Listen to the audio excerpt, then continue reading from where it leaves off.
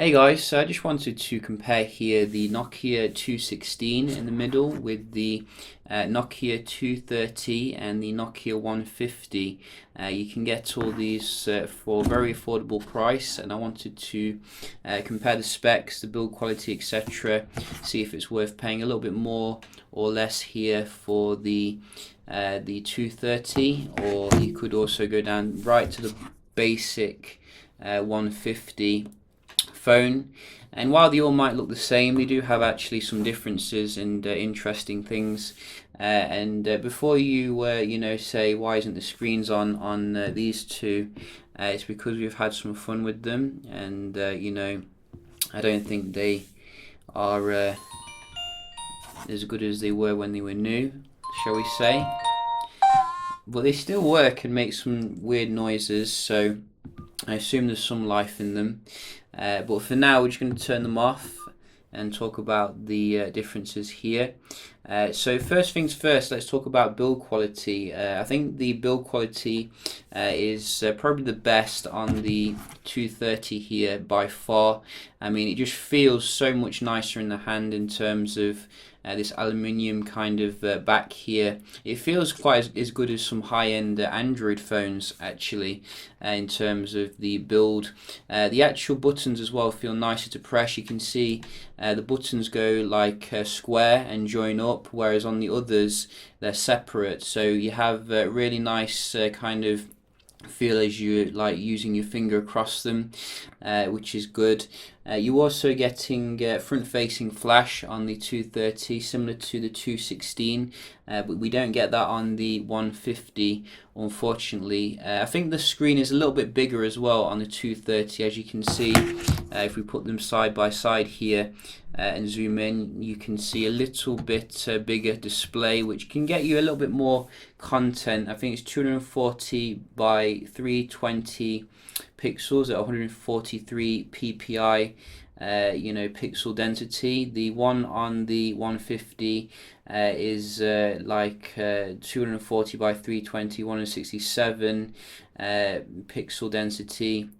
And also let's not forget the 216, which comes in at 2.4 inches, and that is at a pixel density of 167 as well.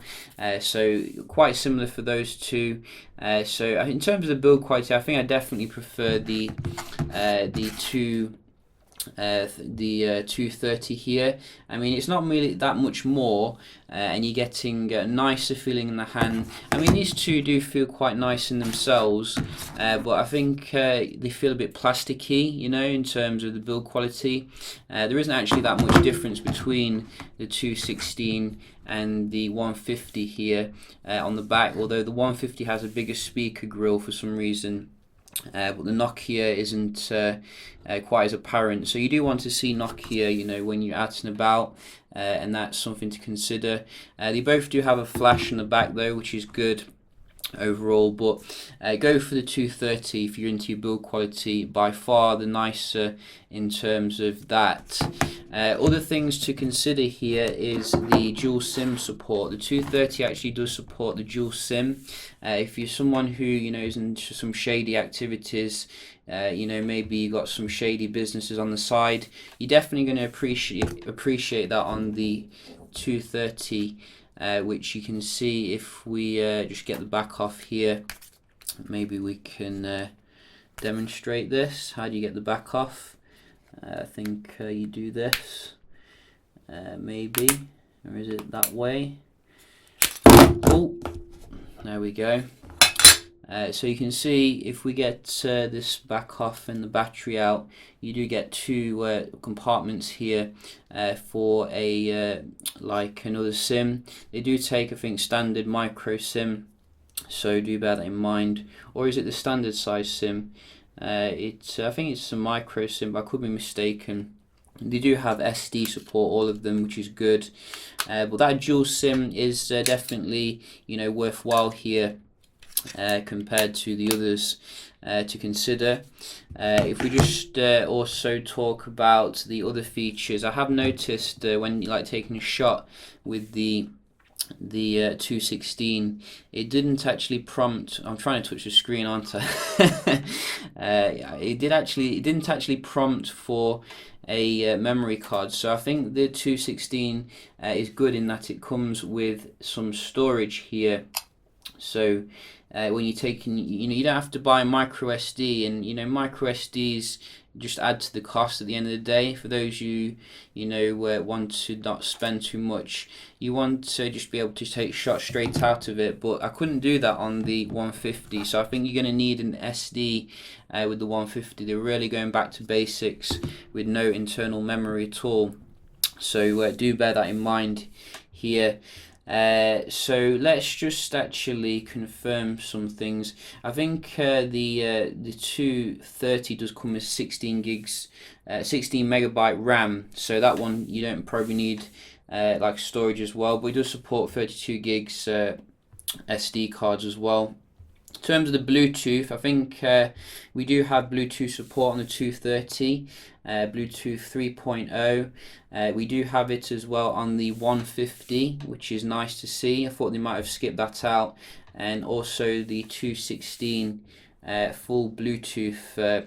In terms of the battery, we're getting 1020 mAh in the 216, which is a very reasonable size. 1020 in the 150, and in the 230 you're getting a little bit bigger here, 1200 mAh. So again, the 230 is giving you a lot more for your money here in terms of the battery capacity. I'm assuming the actual battery life will be about comparable on all of them. They're not going to take too much battery here. Yeah, I think those are the main things I wanted to cover here. I'd say if you're looking for a backup phone, or if going a Luddite or something, go for the 230. At the end of the day, it's got the nicest build quality. It's got slightly bigger battery, slightly bigger screen, and it just it feels like built like a flagship, really.